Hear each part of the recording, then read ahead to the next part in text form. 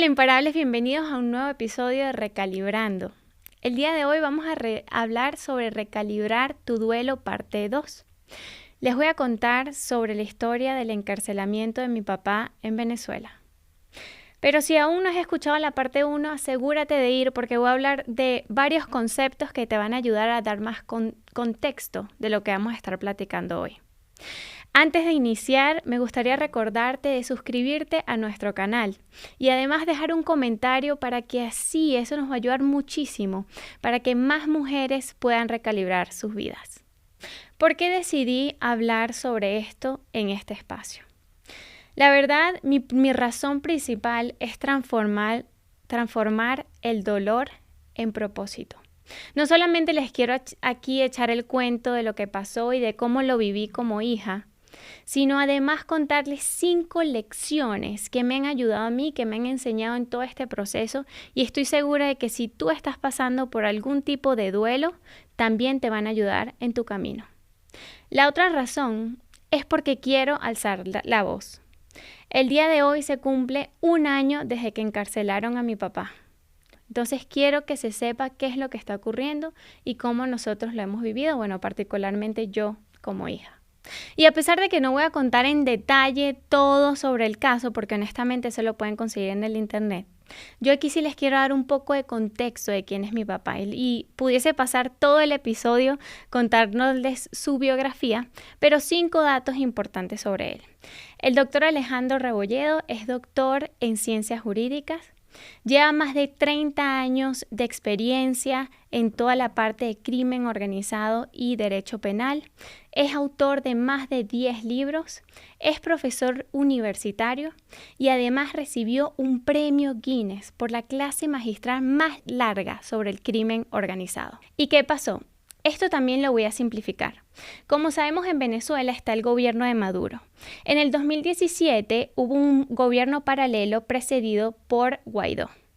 Este gobierno nombra a 33 magistrados para el Tribunal Supremo de Justicia, entre ellos mi papá.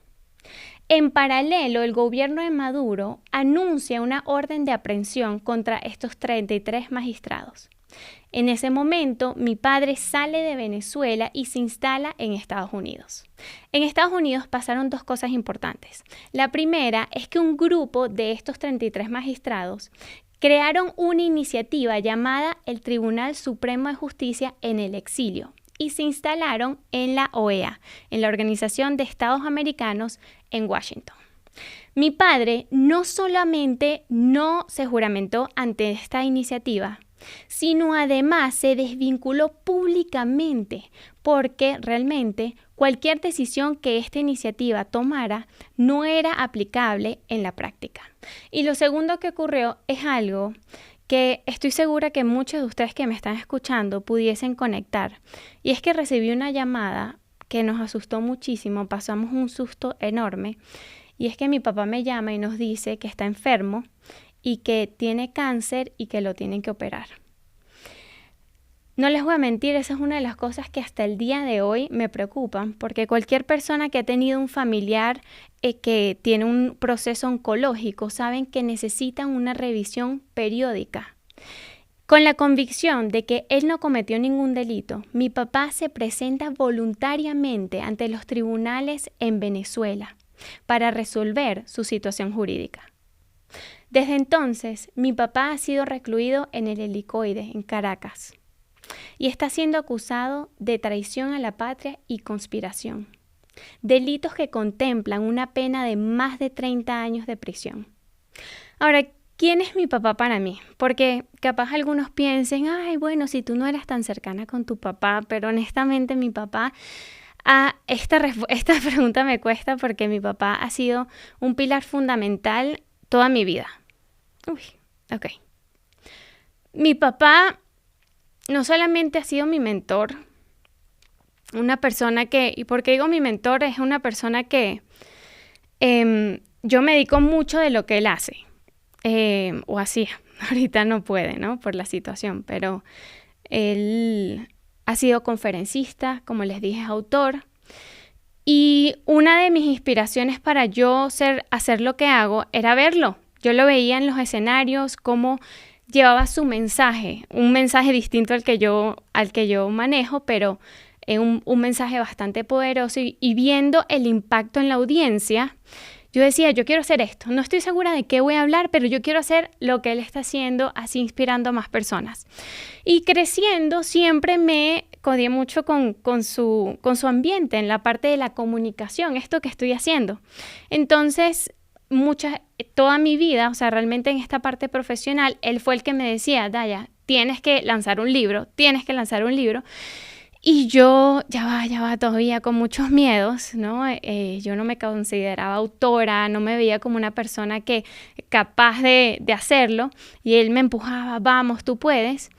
Y cuando ya lanzo mi libro y estoy en la parte de medios, de hacer entrevistas de radio, de televisión, de expresarme en diferentes medios de comunicación, él es el que también está ahí para mí, me da mentoría, dándome tips que tienes que considerar.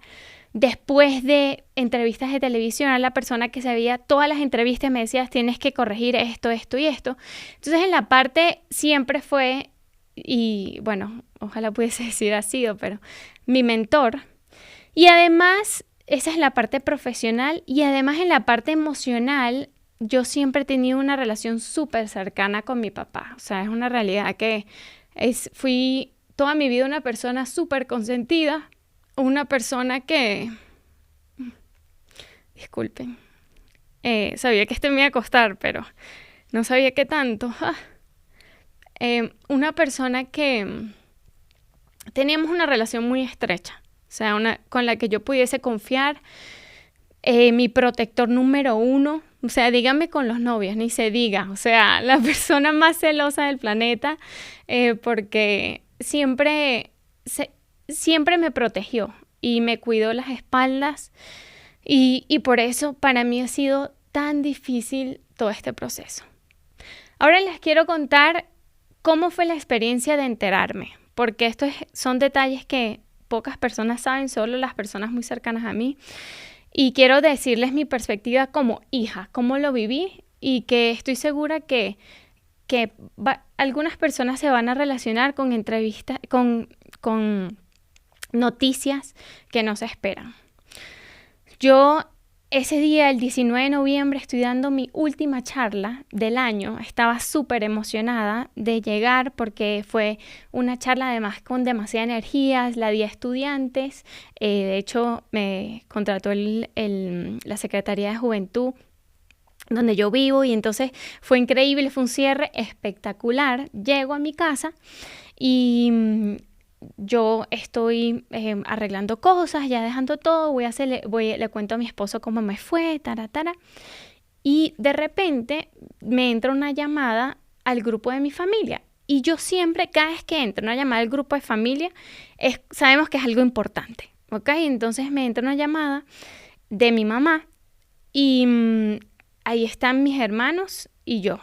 Entonces cuando atiendo me dice, miren, su papá se presentó voluntariamente entre los tribunales y fue detenido, ¿ok? En ese momento no sabíamos dónde los habíamos llevado. Y no les voy a mentir, no me esperaba la noticia. Aquí la gente y me han hecho muchas preguntas, ¿por qué lo hizo? Porque no tengo idea, ¿ok? Nosotros asumimos, obviamente, que y por todas sus acciones nos dan a entender, al final no cometió un delito. Y es una persona toda la vida súper apasionada por su país, por dejar su grano de arena, comprometido con la justicia. Lo pueden ver en lo que yo les comenté y mucho más de su currículum. Pero eso es, ¿no?, la explicación que nosotros entendemos, pero para serte honesta no era algo que yo sabía, es una noticia que me agarró completamente de sorpresa. A mi mamá le informa a la abogada de qué es lo que ocurrió y mi primera impresión fue shock, o sea, honestamente shock y rabia, fue la primera emoción que sentí porque para mí era como, ¿cómo no me dijiste? ¿No? ¿Cómo no me avisaste al menos para decirte algo? Y bueno, yo honestamente pienso que es algo que él capaz pudo haber anticipado que yo le hubiese dicho, ¿sabes? Tratando de evitar por miedo. Y capaz esa era su razón. Cuando lo vea le preguntaré, pero para mí fue eso, fue shock al principio. Mis hermanos, cada uno reaccionó de una manera totalmente distinta. Para mí fue shock y rabia. No caí en ese momento. Estuve como, ¿sabes? Como tratando de, lo primero como la coach que soy era, ok, vamos a movernos a la acción. ¿Qué hacemos, no? ¿Qué tengo que hacer? Súper pragmática, o sea, la verdad fue lo primero que fue como, ok, esto va a ser muy difícil emocionalmente, ¿qué necesito? ¿Qué herramientas yo tengo actualmente? ¿Qué voy a necesitar? Y de hecho les voy a hablar de eso, de ese aprendizaje. Pero cuando me cayó el 20 real, o sea, que cuando, después que pasé un poquito del shock que está ocurriendo, a asimilar un poco la noticia, fue cuando me estaba bañando. No sé si a ustedes les pasa, pero ese momento cuando te bañas que simplemente estás contigo, para mí es el momento donde más soy no solamente creativa, sino además reflexiva. Se me ocurren las ideas más locas del planeta.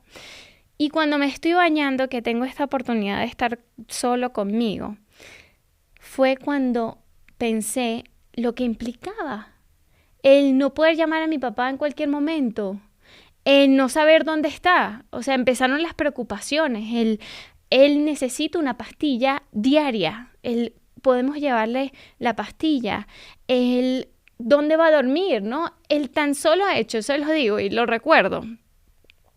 Cuando me estaba bañando, yo veía la ducha, el agua caer y que me estaba cayendo en el cuerpo, ¿no? Y yo pensaba, ¿cómo se va a bañar?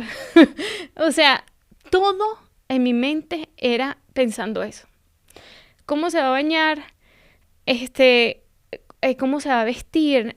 Me acostaba en mi cama y yo pensaba, Dios mío, ¿cómo, sabes? Seguro no tiene ni cobija, ¿no? O sea, tantas cosas que uno no tiene ni idea. O sea, uno jamás se imagina que van a encarcelar a uno de sus familiares. O sea, de verdad que fue una situación, ese día fue muy difícil para mí, para mi familia, para mis seres queridos. Ahí fue también contarles a mis seres queridos de la noticia, sobre todo los más cercanos, para contarles lo que había ocurrido, y recibí muchas llamadas en ese momento. Yo todavía estaba en shock. Y así fue como viví esas primeras 12 horas de la noticia. Ahora sí quiero empezar con los 5 aprendizajes que me ha dejado esta experiencia como hija. El primero fue entender que estoy viviendo un duelo. Y esto no fue fácil para mí entender porque normalmente, y lo escucharon en el otro episodio, estamos acostumbrados que un duelo es cuando alguien se muere, ¿ok? Pero también te lo digo como coach de vida que ayuda a las personas en procesos de cambio. Entiendo que cualquier cambio, sobre todo los cambios significativos, desencadenan un duelo emocional. Y yo luego entendí, luego que tuve mis sesiones de Marce, que yo estaba viviendo lo que ellos dicen que es un duelo ambiguo. Un duelo normal es un duelo donde tú puedes cerrar, ¿no? O sea, por ejemplo, la muerte de alguien, sabes que esa persona no va a volver. Es algo permanente. Un duelo ambiguo, algo similar a como, por ejemplo, cuando se desaparece una persona, que te queda todavía esa esperanza de que vuelva. En mi caso es lo mismo. Yo estoy pasando un duelo por la pérdida de la libertad de mi papá, que es ambiguo porque no es que se murió, él sigue ahí, entonces tú sigues en tu día a día como si, sabes, ya estuviese pasando y de repente sale una noticia. Entonces vuelves a sentir todas esas emociones del duelo. Entonces eso para mí fue muy importante, entender que yo estaba atravesando un duelo. Y como lo compartimos en el episodio anterior, el duelo tiene las diferentes etapas conocidas como NINDA. Yo pasé por la negación, como les dije, fue ese shock. Yo no lo podía creer, yo decía, ¿qué está ocurriendo? Esto es imposible, ¿qué está pasando? Me hacía ese tipo de preguntas. Luego pasé por la ira, la rabia, sin duda. Pensaba, ¿por qué está ocurriendo esto? Le preguntaba a Dios también, ¿por qué nos pones en esta situación? Le preguntaba también, obviamente sin que me podía contestar, a mi papá, o sea, ¿por qué nos haces esto a nosotros como familia? ¿ok? ¿Por qué no me dijiste antes? ¿Por qué? O sea, tanta rabia sentía ¿por qué tanta injusticia? ¿Por qué no podemos saber de él? Luego pasé por la negociación. Capaz si yo le hubiese llamado en tal, ¿no? Si yo hubiese llamado, hubiese estado más pendiente, si lo llamaba todos los días, ¿no? Esa parte de negociar con la situación actual, tratando de cambiar lo que está pasando, ¿ok? Cuando realmente esa parte de tener un poco de esperanza, cuando realmente no había nada con el que negociar. Luego pasé por la depresión o una tristeza profunda, como lo dice Marce, que es ese dolor, y ustedes dirían, Daya, probablemente sigues en depresión, porque al principio de este episodio, ahorita les voy a contar un poco más sobre esto, porque esto lo explicó también Marce, pero la depresión es esa tristeza, esa nostalgia, ese entender cómo nos está impactando realmente. El saber que no va a poder estar ahí en momentos importantes, sí, o sea, diría que ese dolor, hablaba con una amiga el otro día y me decía, Dios, nunca me ha pasado esto, que me duele el corazón. Y así se siente. Si has pasado por un duelo de este nivel, sabes que el corazón te puede doler, y fue mi caso. O sea, un dolor profundo por la situación. Y finalmente, aceptación. La aceptación no quiere decir que estés bien con lo que ocurrió, sino que ya entiendes, integras y obviamente aceptas lo que está ocurriendo, y ya puedo decir que después de un año ya me he movido a esa etapa. De igual forma, algo que mencionó Marce en el episodio anterior, yo sigo teniendo detonantes. Por ejemplo, el contarles la historia me vuelve a detonar esas emociones, y eso es otra cosa que les voy a mencionar, otras de las lecciones, pero esa diría, la número 1 fue entender que estoy atravesando un duelo y estar conmigo con compasión en todo este proceso. El segundo aprendizaje es buscar herramientas a mi alrededor, sabiendo que esta era una experiencia que yo no había vivido antes. ¿Y cuáles fueron estas herramientas? Como saben, yo soy coach de vida. Yo tengo muchísimas herramientas, no solamente coach de vida, coach que acompaña a las personas en procesos de cambios. Tengo muchísimas herramientas para transitar cambios. Pero yo estaba consciente porque yo nunca había vivido esta experiencia antes, yo necesitaba nuevas herramientas. Entonces yo me senté y yo dije, ok, ¿cuáles son las herramientas que tengo actualmente? Y esto es algo que quiero que también hagas tú. En mi caso, el ejercicio, por ejemplo, es algo que yo tengo.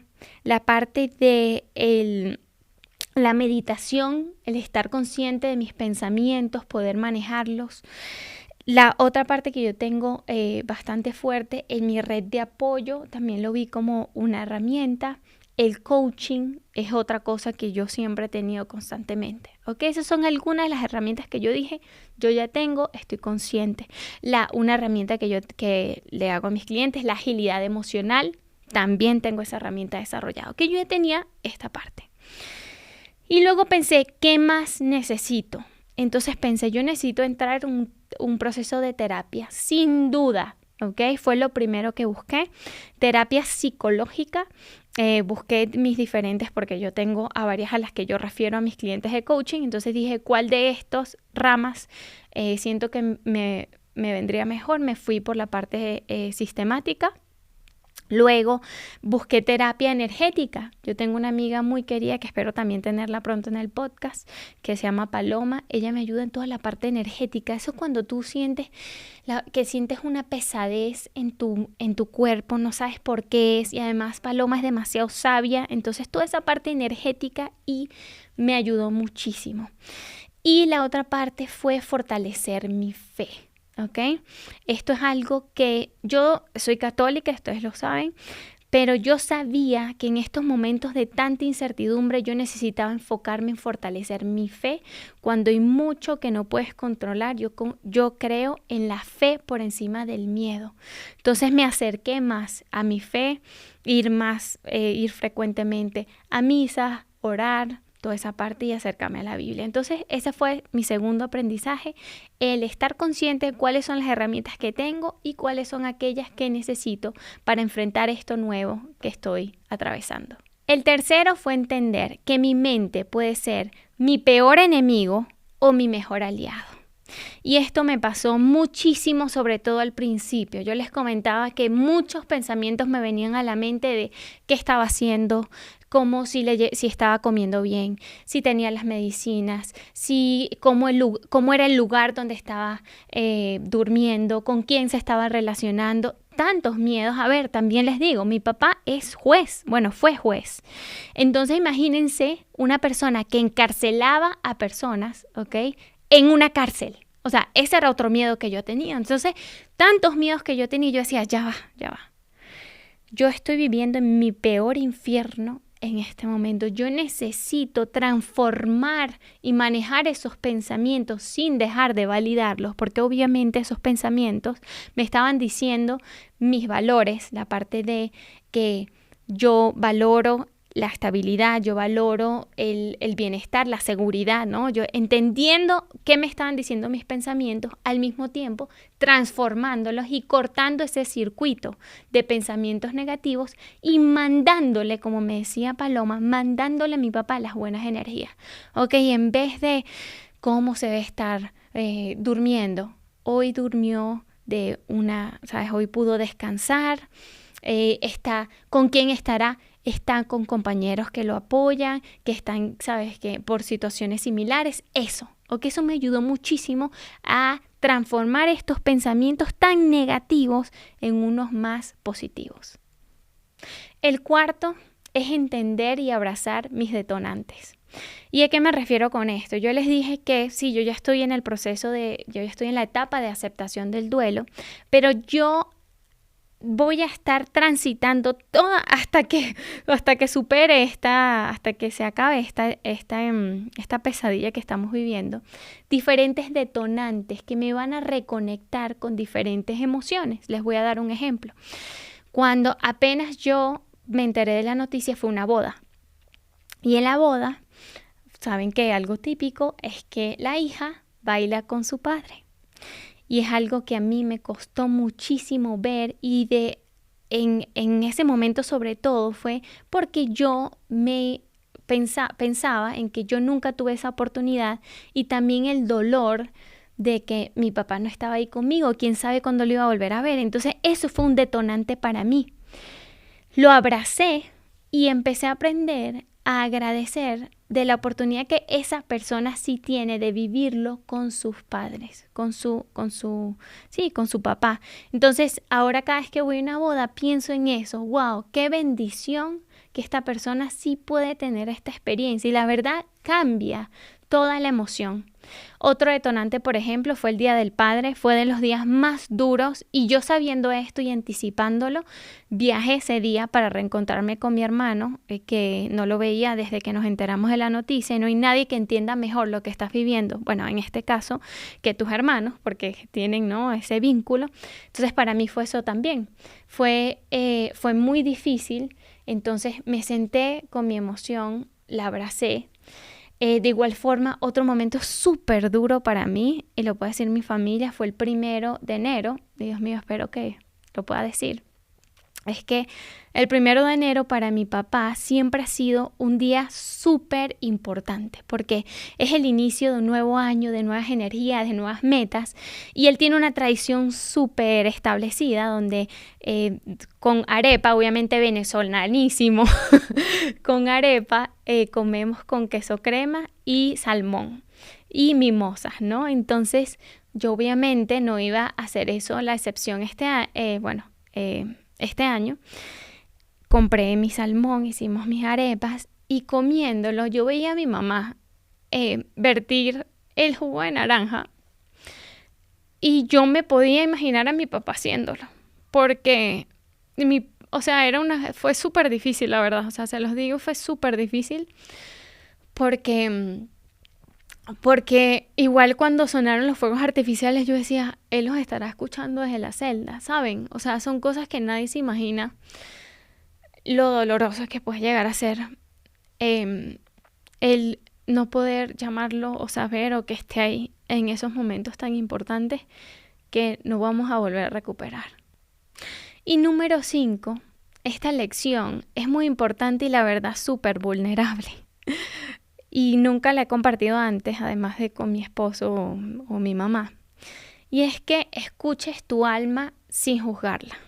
¿Y a qué me refiero con esto? Yo he hecho cosas que pueden que suenen súper raras, la verdad. Y hasta yo lo pienso y digo, en 10 años voy a decir que probablemente estoy súper loca. Pero que es algo que mi alma me pide. ¿Ok? Y es, por ejemplo, yo he visto muchas series o películas de personas encarceladas en este último año. Cosas que ni siquiera eran como mi enfoque, pero era para mí una forma, la verdad, de entender un poco mejor o acercarme más a mi papá. Entonces sí, o sea, llámalo Prison Break, llámalo los diferentes, o sea, películas de todo. Me he visto de prisión, de prisioneros. Y es por eso mismo, o sea, digo, puede sonar súper raro, pero es como mi forma de imaginarme qué puede estar viviendo, de acercarme a él. Y al principio Santiago me decía, no estás siendo demasiado masoquista, o sea, es como que, porque estás viendo cosas súper mal, ¿no? O sea, obviamente, ves la parte de todo el estereotipo de la cárcel. Pero la verdad es que no, aunque no lo crean, a mí me ayudaba como imaginarme o me acercaba, o sea, en mi mente me acercaba más a él. O la otra cosa que he hecho es, cuando te digo de escuchar a tu alma sin juzgar, yo ya conecto tanto con mi cuerpo que yo ya siento cuando yo necesito descargar. O sea, sí han pasado varios eventos donde me recuerdan a mi papá o me han preguntado sobre mi papá y yo siento una pesadez en mi pecho que yo digo, estoy cargada emocionalmente y lo que hago es bien sea ir a terapia, una de las cosas que me ayuda, o la otra es me pongo a ver una película triste o algo que me recuerde y descargo. Sé que ese día voy a estar agotada porque, no, como saben, el llorar es agotador, pero me ayuda muchísimo, ¿ok? Por eso les invito a conectarse con ustedes, escucharse, qué es lo que necesitan y hacerlo sin juzgar. Y estas fueron las 5 lecciones que me ha dejado a mí esta experiencia, cómo la he vivido como hija de una persona que está encarcelada como preso político en Venezuela. Y como saben, a mí no me gusta que solamente esto se quede en la teoría o en la historia, también me gusta que nos movamos a la acción. Así que les voy a compartir cuál es ese micro reto de recalibración. Y este micro reto es una continuación de el episodio anterior donde Marce les compartió, los retó a hacer una carta de agradecimiento a ese ser querido.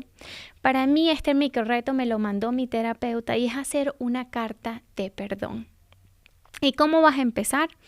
Tú vas a decir, querido tal persona, hoy quiero perdonarte por tal situación. Esta situación me ha hecho sentir tal y tal. Y lo puedes dejar ahí, ¿ok? No debería tomarte más de 5 minutos que te sientas con tu libretica en un lugar silencioso para que sí tú puedas conectar y de ir soltando eso que puedes estar ese dolor que puedes estar sintiendo. Y con eso me despido, otro episodio de Recalibrando. Muchísimas gracias por quedarte aquí hasta el final, por escucharme, por abrir tu corazón, tu alma a este episodio tan vulnerable para mí. Quiero invitarte que te suscribas a nuestro canal. Nos puedes encontrar en Instagram como Recalibrando Podcast. Recuerden también compartirnos ese micro reto de recalibración para yo así también poderle darle feedback como coach y así podamos ir creando esta comunidad que nos está acompañando en todos estos procesos de cambio. Nos vemos en el próximo episodio de Recalibrando.